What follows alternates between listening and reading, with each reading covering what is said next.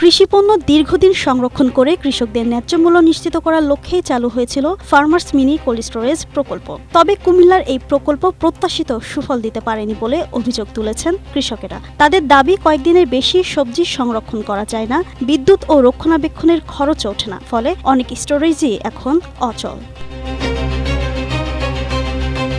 কুমিল্লা নগরীর দক্ষিণ বাগমারা খানবাড়ি এলাকার কৃষক আজাদ হোসেন তার বাড়িতে স্থাপন করা মিনি কোল্ড স্টোরেজটি দীর্ঘদিন ধরে বন্ধ। লাভজনক না হওয়ায় এটি ব্যবহার বন্ধ করে দিয়েছেন তিনি। জানান, সম্প্রতি এশিয়া পোস্টে সংবাদ প্রকাশের পর প্রকল্প সংশ্লিষ্ট একটি দল তার স্টোরেজ পরিদর্শন করেন। এ সময় আম ও কাঁঠাল সংরক্ষণের বিষয়ে জানতে চাইলে বিষয়টি এখনো গবেষণাধীন বলে জানান।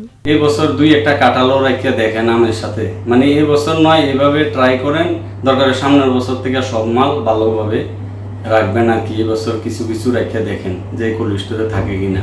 তবে মাঠ পর্যায়ের এই বক্তব্যের সঙ্গে মিলছে না প্রকল্প সংশ্লিষ্ট প্রচারণা। সামাজিক যোগাযোগ মাধ্যমে প্রকাশিত বিভিন্ন ভিডিওতে দাবি করা হচ্ছে এই মিনি কোল্ড স্টোরেজে 12 দিন পর্যন্ত লিচু সতেজ রাখা সম্ভব। কৃষকদের প্রশ্ন, যদি ফল সংরক্ষণের প্রযুক্তি এখনো গবেষণাধীন হয় তাহলে সফলতার দাবি কিভাবে প্রচার করা হচ্ছে?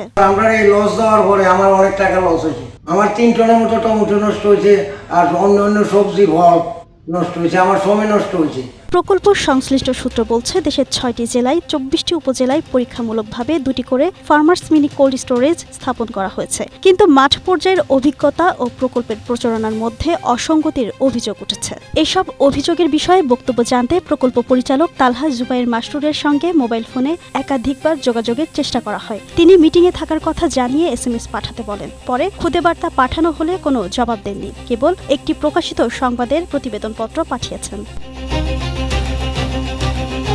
কৃষকদের দাবি, পর্যাপ্ত গবেষণা ও কার্যকারিতা নিশ্চিত না করেই প্রযুক্তিটি মাঠে দেওয়া হয়েছে। এতে কাঙ্ক্ষিত লাভের বদলে অনেকের জন্য এটি আর্থিক বোঝা হয়ে দাঁড়িয়েছে। প্রকল্পের বাস্তব চিত্র আর প্রচারণার মধ্যে এই ব্যবধানের দায় কে নেবে, এই প্রশ্ন তাদের।